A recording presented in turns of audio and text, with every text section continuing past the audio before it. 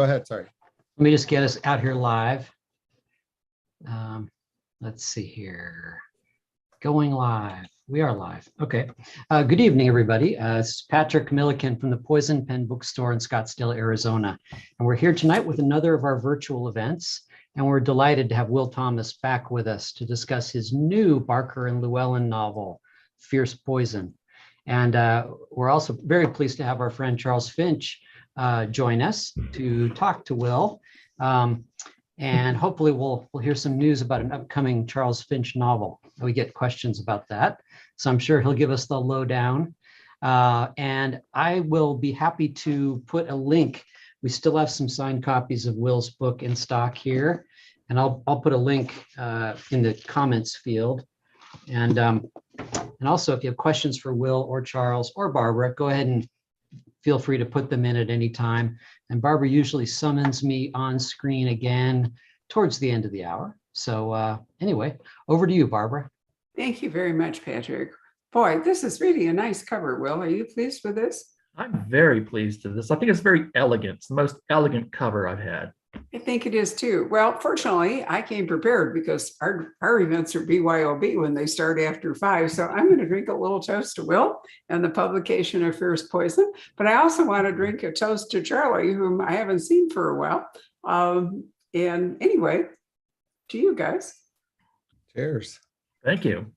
I'm happy to let you do the questions if you want, Barbara, but I loved this book and I enjoyed it so much. And I feel very happy to be on the line with you guys. It's like, I think I've reached the stage of pandemic where if it's just seeing people on Zoom, I can feel like I have the memory of pre-pandemic times. So I know we're going to see each other again in person, and I'm getting to meet Will for the first time tonight. So it's very exciting to be here. Thank you.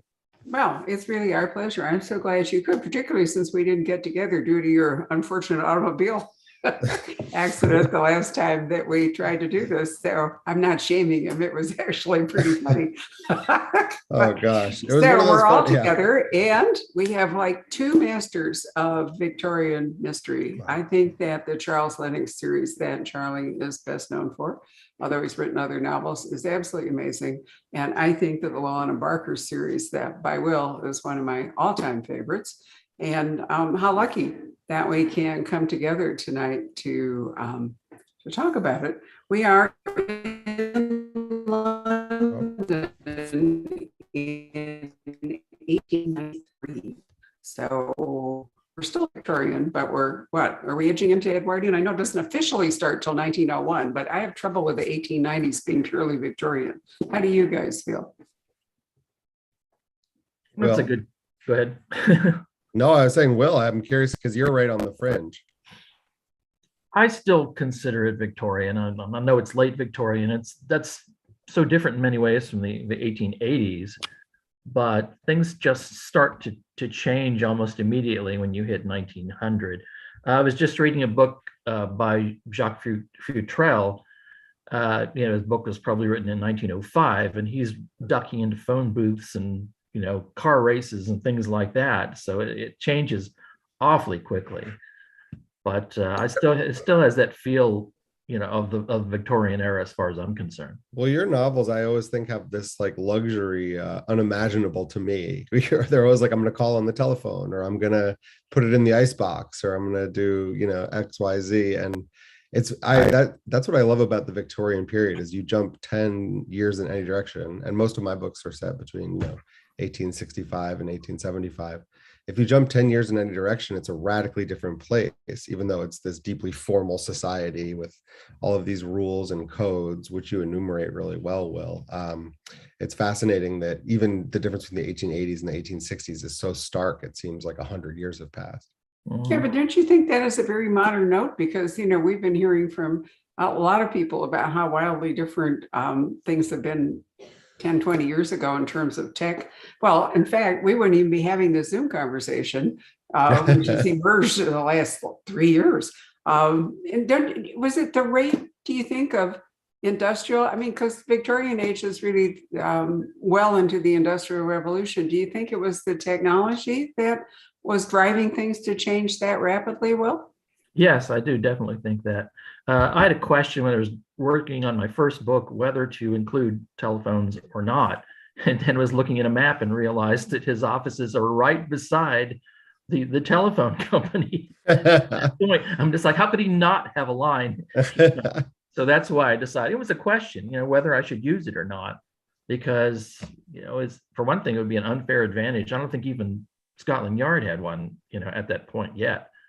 But now I feel a little safer, to have people. What year was Some having Danger telephone. Involved? Can you remind me, Will? 1884. 1884. Yeah, I read it at the time with a lot of excitement, and I've read, I think, nearly all of them since. So you've crossed 9 years then. Yes. And have you tracked in your research? I mean, people always want to hear about, for me at least, about research. I imagine it's the same with you. Have you tracked the years historically really closely with your own research? Have you noticed small changes? Yes. When I first started, working on the very first book, one of the first places I went to was the Scotland Yard website on Facebook, and it had just the site itself, and had a timeline. So I started going to the timeline and just okay, there's book 1, there's book 2, there's book 4. So that gave me the opportunity to follow that. And then sure enough, I found dozens of different timelines of one sort or another, involving various people, involving technology, and involving all that. So I love that you have in this book so much of the jailhouse slang, the Darbys and the Jarvey and all. That feels so note specific. I love those details in these books. I love those. I also like the Chinese element, which we'll get to. Agreed. But I think this one has more of Barker's, history and connections in the Far East than the previous book. So that was really fun. I'm sorry, Will, I interrupted you. What were you going to say? No, it's fine. I'm enjoying listening. Yeah, at the end of the book, he meets was it Wang Fei Hung in the story, and I'm a 5th generation student of Wang Fei Hung. So wow. So that's, what does that mean exactly? It's basically the martial art that he created, more or less. I'm a 5th generation student of that. So that's amazing. Yeah. I didn't realize you practiced martial arts, and it makes so much sense. Don't you think, Barbara, given Barker's abilities? Yeah. Yeah. Gonna sound crazy. Feel really, really authentic. And also, exactly. Let's face it, the writer's life could really use some kind of physical conditioning. So I think it's a really good thing all the way. Well, he has a boxing match in this, and you get the sense that at the end of it, even Barker's a little tuckered out. Yeah. This is my 50th year in martial arts. Wow. And I've done pretty much everything, and taught a lot of it. But so that's where I got the idea, from the very first thing. My first thought was, wow, if I get to sell this first book, I can use the money to take this class that I've always wanted to take. And then the second book, the money from that can go to do another class that I've always wanted to do. So do you remember what the classes were? Let's see which one that was. Irish stick fighting for the second book. Oh my goodness. Then more Hungar for the third book. So it just goes on and on. So you're really more of like a violent person with a writing sideline. Well, I was a librarian. I mean, all us librarians in secret societies and no martial arts. I was going to say, all you librarians are trouble. So that must be it. This is why I can never go to the ALA. You know how it is, Barbara. I do. I was, a third, this is my 4th life actually as a bookseller. But yeah, and I have to say that librarians have figured a lot lately in speculative fiction, fantasy, crime fiction, interesting. Whatever, there's been, I'm wondering too, if this, this huge thing about banned books and free speech controversies and everything are going to bring librarians forward as heroes more so than, maybe not. There's a wonderful book called The Badass Librarians of Timbuktu. And they're the Great people title. that saved, a lot of culture and civilization. So maybe our culture wars and other things are going to bring librarians into greater. Well, yeah, I mean, I think it's one of the last public spaces where you can just go and be without being expected to buy anything and just have some peace. I mean, I go to the library all the time. So I think librarians as heroes, I love it. I think, Will, in your, I noticed when they sort of were trading words with Gladstone in your book that Barker had to sort of bring his intellect to bear, and sort of he had met an equal, or he felt. I'm always curious with writers of historical fiction. I mean, we happen to write at the same period. What went into writing those scenes between Barker Llewelyn and Gladstone? And just to recapitulate, they're on the trail of this. I mean, why don't you tell us? Well, as far as Gladstone was concerned, I started out, I mean, I've read a lot of stuff about him, but at some point I wanted to stop and not fill my head too much with what was going on, and to start thinking about the exact position that Gladstone himself was in at that point, which was he was just about to retire. So I got this image in my mind of this very old, tired man, after decades of being involved in, arguments with Disraeli for decades and things like that. And that's his old enemy is dead now. And so Barker comes in and, he just more or less says, go out, solve it. I will pay whatever's necessary, to get this matter taken care of. And this MP has been murdered, a member of his constituency. Is that, right. or excuse me, of his, what's the term? His party, I suppose. His party, yeah. Yeah. Which is a great thing. I mean, I always am trying to go backwards in my head. Barbara, I don't know if you're like this too, or if it's a writer thing, but I'm always trying to go backward in my head and wonder, like, what was the original germ of this idea? And in this one, it almost felt to me like it might be the multiple poisons. Yes. We've been talking about the martial arts and the fight scenes and the shootings and then this and that. Which are fun. Yes, which are fun, but I've never had the chance to use poisons before. So I thought, if I finally decide to do that, and this is probably 15 years ago, I thought, if I'm ever going to do that, I'm going to go big, go big or go home. So it's not going to be, one little poison or two little poisons. It's somebody who's making it an art form as far as I'm concerned. And then you find out the reason behind it. Because I think, motivation is so important, in mysteries. It's not just, I'm going to go out and kill people. There's a lot of motivation for what happened to the character beforehand. Well, I liked the exchanges they have about why you choose poison as a means of murder. Is that something going into your books that you've always thought about almost first? Like, do you think of the crime? Do you think of how do you plot? I think I start with the crime and then widen it. A lot of things, motivation means a lot to me in the stories, and every villain doesn't think of himself as a villain. He thinks of him as a hero, in one way or another. And so you have to get around the whole concept of a villain and just work from there and understand, even when the guy is carried off, in handcuffs or is killed, that's another human being. There's things that he went through that nobody else had gone through before. So, Well, and everything he did was by definition justified in his mind. Right. So at the end, there's always the, happiness at, getting the villain, but there's also the sadness of, he just took somebody's life. It was an unfortunate situation, Well, I guess you can both rest comfortably with being kind of mass murderers in your own way. Who said I rest comfortably, Barbara? Right, which is what it comes down to. So, thinking about writing historical mystery, it seems to me one of the advantages, aside from escaping from having to keep up with modern technology, which is huge, is that you don't have to age your characters in real time. We're already back there, so you can actually start a book at the conclusion of the last case if you feel like it. Do you find that's an asset, both of you, and figuring out what stories you want to tell and what ones you want to tell next? Since I stick around in specific times and dates and events, in order to create another idea that I wanted to sandwich in, I have to actually, find a spot, between historical events to slide something in there. So I might have 3 or 4 stories within 1 year, or I might have one story that's 3 years later or something like that.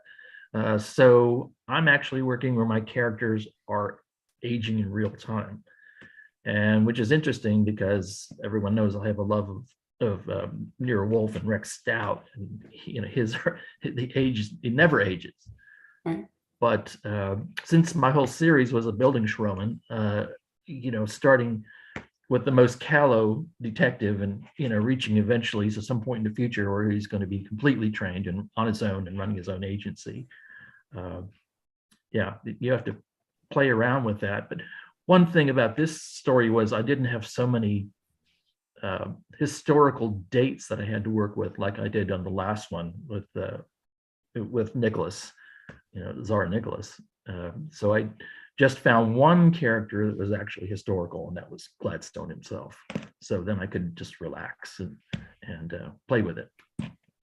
One of the things that I took away from your last book, which I really loved, which is when Nicholas, the last Tsar of Russia, before he's the last Tsar of Russia, comes to London and his marriage is pending and so forth, is that you reminded me that we don't always get the leader we need at the time that we need him. He was the wrong Tsar for that time, just like Louis XVI was the wrong king of France at the time. Neither of them was suited to the political and economic. They just did, they were more family guys than had leadership qualities and so forth. And then I think about Zelensky over here in the Ukraine. Who would have guessed that this was the man who could rise to the occasion? Or I think about Harry Truman, who was totally sidelined.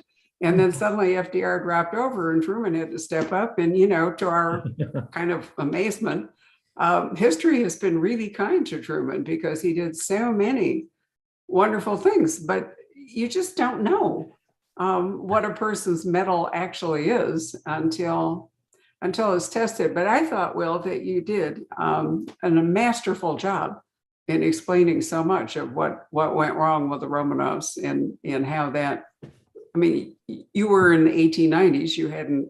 He wasn't even on the throne yet, but I thought it said an awful lot about the Russian Revolution. I absolutely adore putting a historical character into my books before he got famous.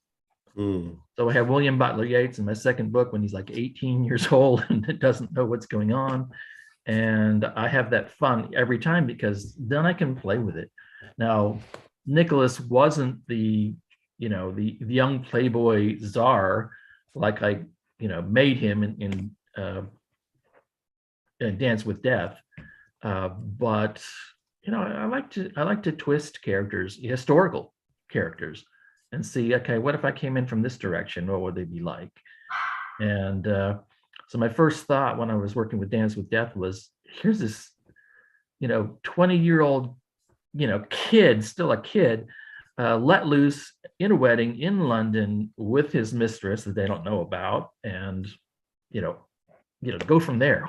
What insanity can this guy who thinks he's a god, literally, can get away with? So that was fun. And that's my second book where I actually had practically every single character in the book be historical. And situations like that, I don't have to invent people. They're right there. They're right in front of me. They're doing interesting things, and I don't have to change too much. Charlie, you sort of solved the moving forward in the aging problem by writing a prequel, which turned into 3 prequels, a prequel trilogy. That's right. But I absolutely love them. And I thought, how was it for you, because you had to drop back in time? Was that a challenge? Was it refreshing? How did that work? Well, first of all, thank you. I loved writing those 3 books, and I kind of miss writing about the young Charles Lennox, who was really fun to write about. So thank you. I'm the sort of the opposite of Will. It sounds like you'll vary the time of year, and you'll cram them up and separate them. But I took a big lurch forward at one point from about 1868 to 1871. There are 14 books in the series now, and And I think that maybe betrayed the fact that I was a little restless trying to like find new subjects within the years, which, you know, I was younger and stupider, maybe. But then around book 10, I was like, well, maybe I wrote this book called The Inheritance that I really loved. And I was like, that's about as good as I can do. Maybe 10 books is a good number. And then my editor said, oh, you know, why don't you just take your time and think about it? And maybe you'll want to do an 11th later. And I said, I don't think so, you know, and then he said, what about a prequel a day or two later? And I said, no way. But like in my mind, I was already writing stuff down. And then I wanted to do 3 instead of 1 because I wanted space to like develop a character rather than having just like trying to put all of the little Easter eggs into one book and have it feel artificial. I wanted to like have it over time and show what he was really like. So, Will, I recommend it. Would you ever do that? Would you ever go back to a younger Barker? I've had some thoughts of that. Interesting. Still enjoying, the ideas that I have for the next, books coming along. But yeah, at one point I would like to go back and start at some point. I'm not sure, even if I were to have it, after they first met, Thomas and Lois met, I might still something that I just want to plug a hole that I was in my mind that, in that era that I wanted to use. You could also do Barker in China. Don't you think in this book, when you talk about Barker's earlier life and the Chinese and all, that in a way you've kind of opened a door towards That's the thought I had too, Barbara. I had the same thought. Well, I have about 30 books on Canton. I'm obsessed with the time period, and I know it almost as good as London. So, wow. You never know how it's going to turn out. Well, before we talk more about the plot of this book, let me ask you both. Was the private inquiry agent a real thing at this time, or is it been a kind of a construct for both of you in order to involve your characters in solving crimes without actually making them officially part of the crime-solving Scotland Yard, Metropolitan Police, whatever it was? Charlie, what about you? I mean, it's pretty early for him. Very early. I think we're all like ultimately descendants of Arthur Conan Doyle, and that's the sort of model that guides the idea. There were instances of it. It's often stuff that the police couldn't be bothered to do back then. And it was often women. So they would just advertise in what were called the agony columns. And they would say, like, if you need things found, I'm like, so you can find those, dating back pretty far, actually. But it became, when men got involved, they started calling it a detective. So yeah, I snuck in a little early there, but I wanted him to be like a young innovator. I wanted him to be fresh up out of Oxford, and I wanted to create maybe a slightly alternate timeline in which someone was out there trying it, So plausibly, to do that, you almost have to give this person an independent income. Absolutely. And you have to give them also an independent mind, like, which is why it's so useful to have characters who stand in antagonism to the Yard. That's why that's such a great trope in book after book. Will's books, Elizabeth George's books. It's interesting to write about a detective on their own against the system. That's why. What about you, Will? Did you find that in the 80s and 90s that there were actual private inquiry agents? Yes, the Craig's Court that my books were in, are set in, was actually the detective area of London. If you weren't satisfied with what happened at Scotland Yard, you could go over one street and the detectives' offices will be there. Most of the detectives were former officers that are retired. They retired them at 60 immediately, like, January 1st, boom, you're out the door. But the phrase actually, private inquiry agent, inquiry, I should say, that sort of implied that they were the guys knocking on doors. I mean, it was kind of like lower level, not cerebral giants, but somebody actually doing the footwork. So that was a term that was used. I don't know how often it was used, but it's there in the dictionary. So the phrase, at least. And you got to let us use our imaginations, Barbara. Come on. Yeah. No, I love the fact that you're doing it, but I know Will. I mean, I don't know whether readers accept a construct or whether they ever question the fact that was this was this real? I embrace it. I mean, I love it. I think it's, I could go all the way back to like, I like Francis Walsingham, for example, our first real Sure. spy master. I'm all for it. We had John le Carré in the 16th century, and then we could do whatever we want to with it after that. It's terrific. So my other question, Will, would be, Charlie has chosen Lennox to operate pretty much on his own, although he gains support staff and all as he goes along. Did you find that the Conan Doyle design worked better for what you wanted to do, i.e. the, kind of lead and slightly genius and eccentric detective, and then, the younger foot soldier, which is of course the Neurowolf Archie Goodwin design as well. Yeah. Who's this Doyle guy everybody keeps talking about? I don't get this. I never had trouble with Sherlock Holmes. I did have a little bit of trouble with Watson, though. I found that it's just not interesting to me. I think he tamps down the story rather than plays it up. So when I created Llewelyn, and yes, I did have some of Archie Goodwin in there. A lot of it is just me thinking, off the top of my head. But the ability to be in there and thinking as you're going along and describing everything, and his physical feelings, his emotions that are playing on with everything. That's the fun, as far as I'm concerned, in writing this character. Here he is. I've compared him to John Cusack. You just can't shut the guy up in whatever movie he's in. It's stream of consciousness constantly coming out of his mouth. And poor John Cusack catching a stray bullet there. yes, yeah, we'll get him. But yeah, that's the concept I had for him. Well, it's the classic thing where a genius needs a witness, and with both Watson and Llewelyn. But Llewellyn's different in that he aspires to be what Barker is. Yes, exactly. And it's from the very first one. Will I ever fill these shoes? Well, obviously he won't.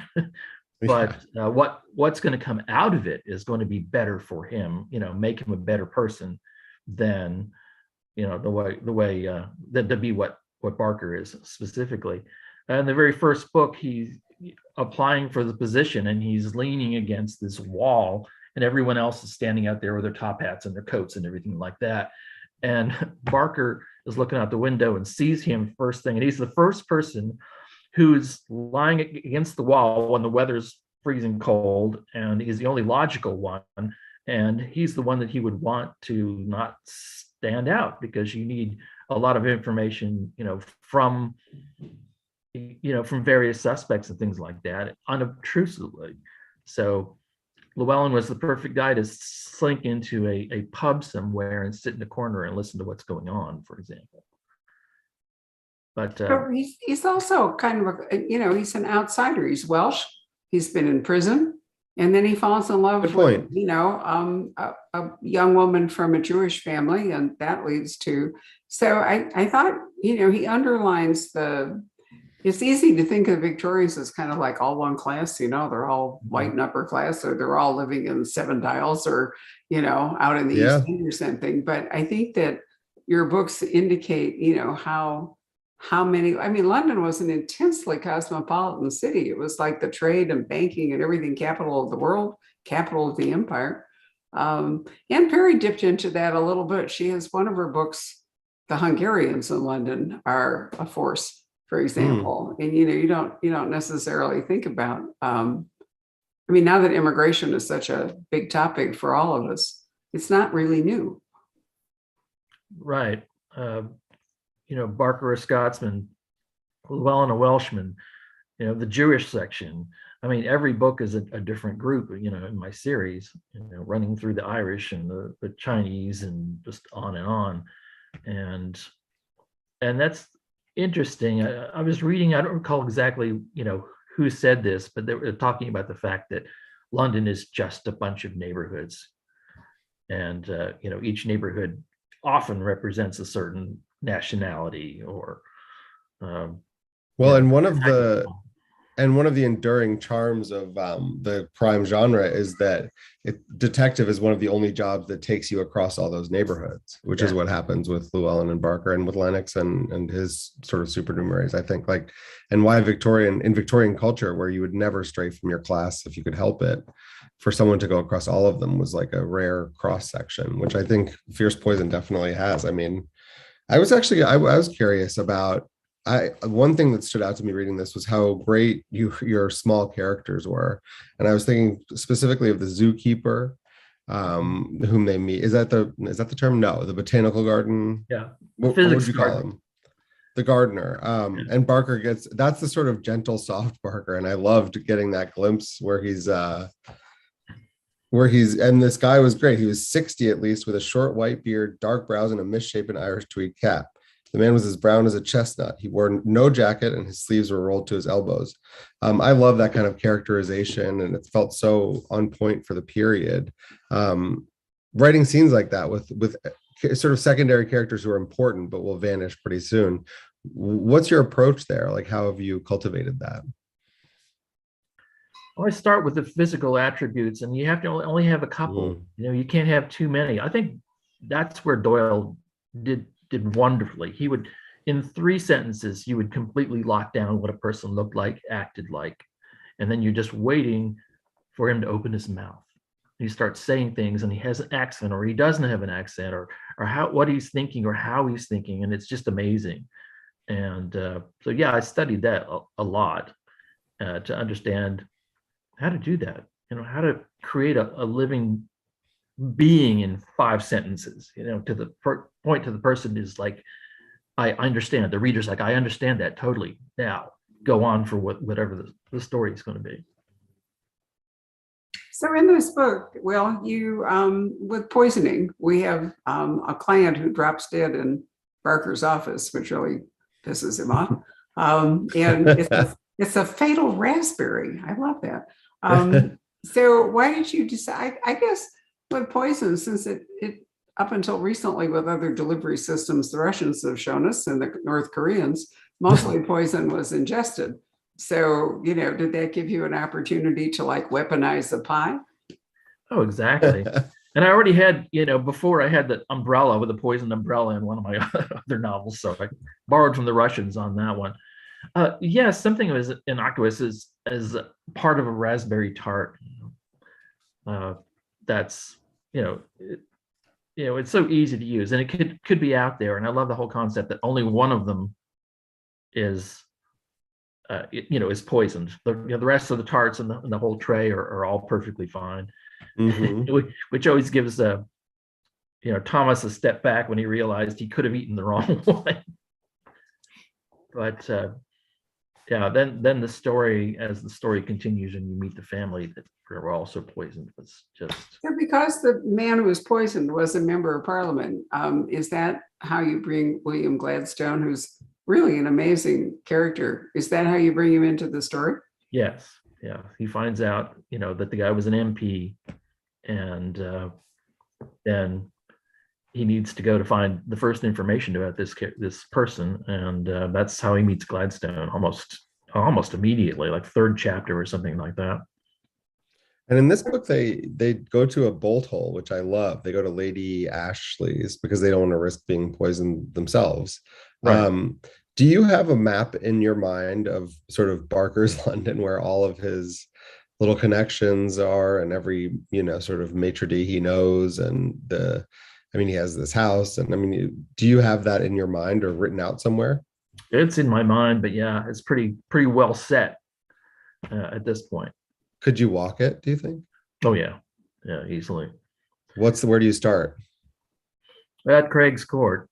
And I usually between Craig's Court on one side and Barker's residence in Newington. It was funny because I was one of the first time when I went there, and I'm standing there, and there's Craig's Court, and I walk up to this door, and it's just like, boom, this was his door right here, right? And then I go through the underground to various places and end up at one place it was the Elephant Castle, and the other was the Baptist Tabernacle, and I walked to where his area was, and it's completely been razed and it's all, I think it's Colombian people living there at this point. Interesting. Yes, and it's just like, wow, this is. I mean, the whole place was just nothing resembled in any way, shape, or form, what it was like 100 years ago. Did the war do that, or did it just modernization do it? Both. I think it was both. Because I know that much of the East End that you write about in Victorian times was obliterated in the Blitz. Mhm. And which is why it's been rebuilt in a much more modern way than much of London. Right, because I could tell the difference between urban changes, but the streets had been completely changed and torn up and rebuilt. So there was nothing that resembled the maps that I had at that point at all. But Charlie, at one point you were taking Lennox. Well, he went to different parts of England. It wasn't a London-centric necessarily series. I mean, he has a family estate away from the city, like most upper class people did and all. What a good memory you have. I've read both of you in real time from the beginning. It's true. Books. You've been the best supporter I can remember. I mean, you've been wonderful. But I mean, I really enjoy both your series tremendously. And your 27 books between the two of us. That's a lot, yeah, isn't it? Tell you what, I read 27 books a week, so it's not. She really does. Don't try to get any fastballs by Barbara. She's a speed reader for real. It's that it's an interesting thing because I can't remember anything if I didn't actually read it. If I have a Kindle or if I'm listening to an audiobook or whatever, just forget it. My mind only works on the printed page. That's just how it is. So I have to say to publishers when they say, click here and you can have a digital copy. And I go, no, it's not going to work. Just not going to happen. But I do think, and Deborah Crombie did that in her contemporary series when she started out with Gemma and they went around England and at different locations and she does, but then it becomes more London centric, which may be just a convenience of travel or something. But do you anticipate, Charlie, going, to outside the city? I know you've been in Newport, so you could hardly have gone any farther than Rhode Island for your last book. That's right. I just spent some time in Newport. I do think about it a lot. I mean, one of my favorite books to write in the whole series was the one set at sea, which is called A Burial at Sea, because I'd always wanted to do a locked room mystery where the locked room was a ship. And so I got to have this like small cast on board a ship, and Lennox is traveling to Egypt. That was one of my, but the truth, honestly, is that I've never really had him spend time in Scotland and Ireland, and I think I'd like to have him tour those. Yeah, he's been to France and Russia and Egypt and sort of all over. I usually don't set whole books outside of England, but this time I've thought about it as I've been thinking about what to do. What about you, Will? I know we're going in the fall to Edinburgh, so we're looking, about that. Wonderful. We'll be thinking about possible story ideas because the character's Scottish to begin with.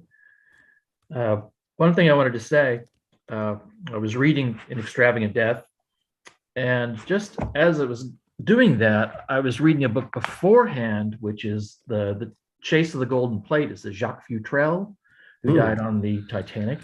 And anyway, I'm reading yours, I'm reading his, and they're both set, in New England, around Newport or in Newport. And you could read just one to the other. They were so close.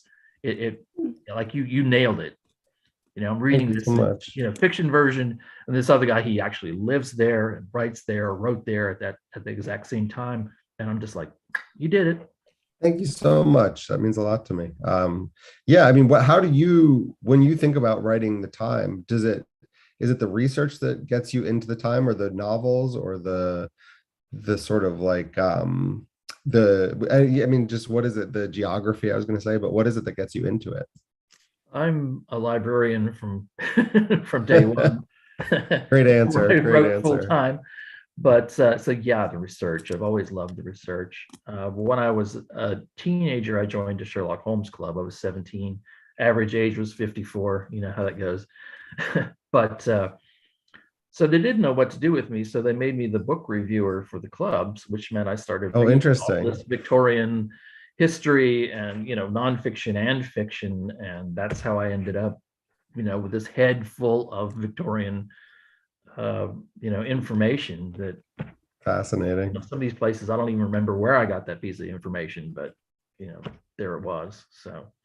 Well, it's an interesting mirror of our own time. I mean, of course, the 1930s are an interesting and terrifying mirror of our own time. But I asked you the question about moving around because, I mean, Victorian era was when, real travel tourism began. I mean, we had Thomas Cook, we had the British were indefatigable travelers because, they were, they'd created a global empire. They had outposts everywhere.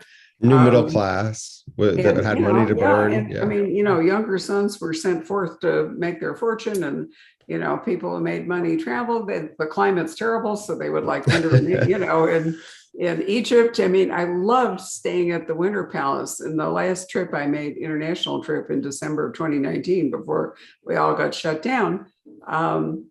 Dana and I stayed at the Winter Palace. And the thing that struck me was it's the only hotel I've been in where the corridors were actually larger than the rooms. And I recognized it was because it was built for Victorian travelers, especially women, and they had those huge dresses and they traveled with huge trunks and, lots of servants and all. And so you couldn't get by, with like little skinny corridors inside a hotel. It just really struck me how much it had been built for a specific traveler. When did Thomas Cook start wasn't it like in the mid 1900s? I put it in one of my book. It was in the 1850s, I think, but I can't remember exactly. Right. And I was so sad to see them go belly up, because, yeah, I know, me too. It might have been on the stroke of 1850, actually. And people, it was just this revolution. And they just immediately made millions because there was this whole middle class that had the seaside. They could go to Brighton or Devon or whatever, or else nothing. And they all wanted to go see, Paris for themselves, which had previously been what only aristocrats could do. But it also took technology to provide transportation vehicles that were large enough, because, I mean, if you had to have a coach and, horses and all, you could only have a little tank. Yeah. But once you got to, steamships or you got to locomotives and all the rest of it, people could really travel. So, it's a fascinating era. I don't think you'll ever run out of things that either one of you can explore. Will, what are you working on in your next novel before we go back to Patrick here? Give us a preview. Okay. Well, it starts out with the British Museum and a mummy room, mummy vault. And they find a mummy at the very bottom and they pull it out. And this one guy pulls it out and examines it. And it ultimately turns out to possibly be Cleopatra the Seventh. And he's examining it and he hears a thump in the chest. And so he's doing some, cutting open it to try to see what was inside there, knocking around. And it was a heart-shaped ruby. And I mean, this sized ruby. And, within 6 hours, he's dead. And the ruby's somewhere out there. And they're trying to figure out whether this is Cleopatra or not Cleopatra and what's going on. And with the jewel, and of course the jewel eventually gets into Barker's hands, and what's he going to do with it, and who's got the ruby sort of situation. But it's one of the situations where the guy that had the ruby originally is just some poor working schmuck, and it's that sort of situation where he's just had such a bad life, and now it's over, and it's ticked off Barker because he never got a break. And I like those stories where it's not the Lord this, Lord that needs the help, but it's some everyman at the bottom of the heap. How about you, Charlie? Are you actually writing another Lennox, or are you doing something different? Oh, Lord. I'm trying to think if I've read anything good besides Will's book recently so that I can change the discussion. I'm just not sure. I'm always writing, so I have some ideas stirring, but I was going to say I'm superstitious. I don't think I'm superstitious. I think, some writers, maybe like the idea doesn't emerge until after you've written for a while. So I'm always hesitant. You know what I mean? I'm not being coy, which is the last thing. I would love to be forthcoming all the time. That's how, but I don't know. It sounds like I'm envious of Will's ability to have this wholly formed plot, and also makes me want to do a jewel heist. So I'm looking forward to seeing what Barker makes of it. Me too. Yeah, it was amazing that I just talked about Egypt and the Winter Palace. Yeah, there it is. Mind reading or something. I have one question about Patrick. Come and join us. Is Julia Thomas, the forthcoming author, your Julia Thomas? Yes. I thought it might be. Wow. I Congratulations to her. an event on the theory that it was, in fact, your Julia Thomas, whom I have met when we have done these little videos, but never have had the pleasure of really talking to her. She submitted something to the Yale Writers Workshop, and it was accepted. She went to Yale for the summer and then came out with 1,000 ideas in her head. And she just went to town on it. And I'm just so proud of her. What's the book called? It's called For Those Who Are Lost. It's a World War II novel starting out in Guernsey and spreading out across various parts of England during the World War II. I'm making a note I of look it. forward to talking to her about it. We were in Guernsey. Well, again, right before the pandemic, May, I think, of 2019. Amazing place. So that'll be really fun. Patrick, are you there? Not. There you are. I am. Speaking of the pandemic, I have a copy of this right here. Oh, wow. So there we it wanted is. to ask you a little bit about this book. Thank you, Patrick. That came out in November, and it's called What Just Happened. And it was on Boston Globe's best books of the year list, and it got great reviews in the Times and the Post and stuff like that. And it is sort of my day-to-day chronicle of living through 2020, with sort of like a mixture of sort of talking about what I was doing and of talking about world events, which were moving at a very rapid pace. And it's sort of, I hope, a funny book. If anyone's interested in reading it, I'd be delighted because I worked very hard on it. If you don't want to go back to 2020 yet, if you need to wait 6 months, then just grab Fierce Poison, which has transported me. So It's really a super book, isn't it, Charlie? I so much enjoyed reading it. Yep. Here we are, the contrast. So do we have any questions or comments you want to relay? Let's see here. I think you've stunned them because I don't see. I don't really have any questions. Well, people always want to know about the writing process. So, Charlie, let's embarrass you by asking you about yours.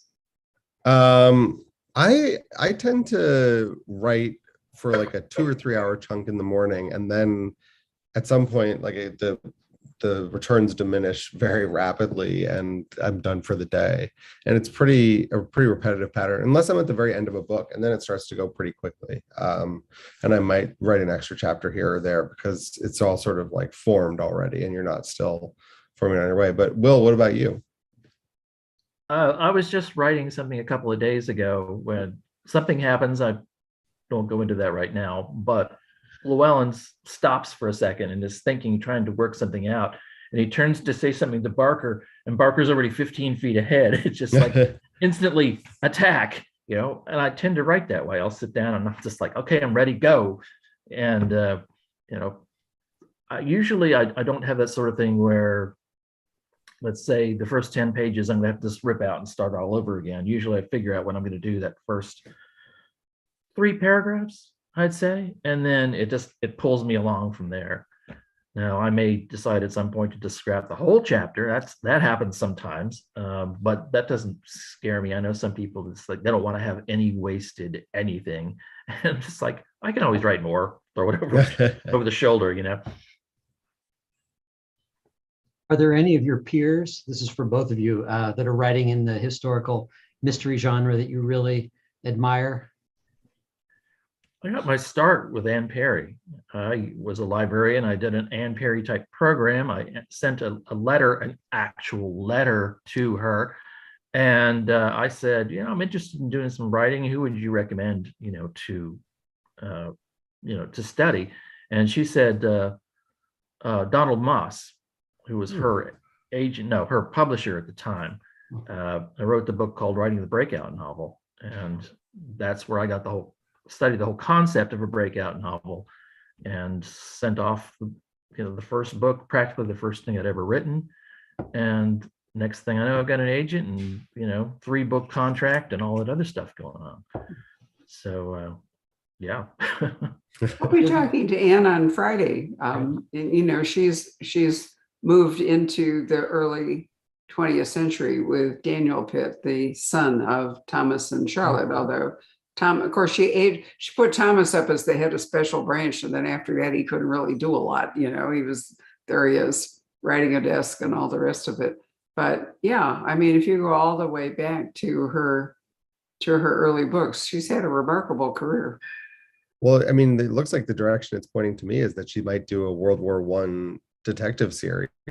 Well, she already did that. She's doing a World War II one now. Wasn't that a standalone, the World War I book, or was that a series? No, she wrote a quintet and set in the First World War. I stand corrected. And now she's interested in the 1930s. She has a photographer protagonist, but she writes 2 books a year. So I think that William Monk is on hold, and Thomas and Charlotte Pitt have become elderly and sedate, and therefore Daniel, who is a lawyer, not a policeman, is the head of it. But yeah, I think for many people, Deanna Rayburn writes really fun. I think she's great. Mystery.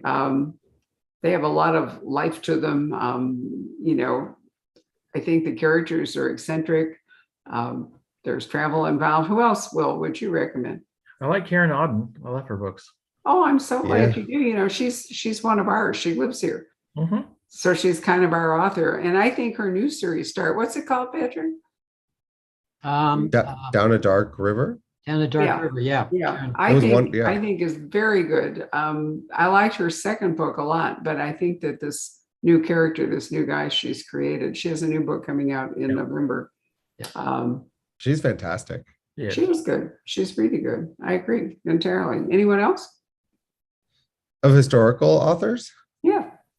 I don't know if it's I think we had kind of a golden age there with Jackie Winspear, whom you and I did an event with once, Barbara. Yeah. She's so great. I tend to sort of return to those favorites. I mean, Anne Perry, I read the Pitt novels, and Jacqueline Winspear. I mean, I think I have pretty basic taste. And then I come to the Poison Pen and I'm like, give me a new series to get onto. So once every year or so, I get onto a new series. You got me onto CJ Sansom, I think. Is that right? Yeah. He's this year's Diamond Dagger honoree. Really? The Crime Writers Association. He's writing A Tough Era, Henry VIII. And you put one of those books into my hand and said, you got to read this. Hand sold it, and I loved it. I read it on the plane ride home. And he's written a couple of books set in Spain, I think, in the Spanish Civil War. I mean, he's not, completely given over to the Tudors. But, to the Tudors. Yeah, but that's an age that's pretty dark and unsparing. Lots of deaths, the whole bit. Mm-hmm. But a very interesting writer. What happened to Alex Grecian? Remember he was doing that Scotland Yard series? Yeah. Maybe what about you? Will, anybody else? I did a tour with Alex. Yeah. Mm-hmm. Oh, Laurie King. Yeah, Laurie's great. Mm-hmm. Yeah. The Mary Russell series. But she has a new book coming out. She'll be here with us on the Saturday of Labor Day weekend, and it's a standalone. It's not part of the Mary Russell Sherlock Holmes thing, but I haven't read it, so I don't know anything about it yet. But her series is now up into the 20s or something like that, 1920s at least, I think. Yeah. Well, she has to be careful with Sherlock Holmes because, I mean, if he's, like 107, it's not going to be terribly believable. So she can't really move terribly far into the 20th century without it being somewhat comedic. So it's true. We'll go that way. Has there been any television interest for either one of you now that we're in this golden age of long form television? Nothing yet.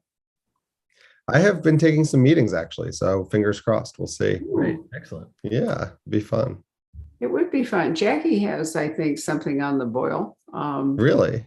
Yeah, I mean, for television, historical is expensive.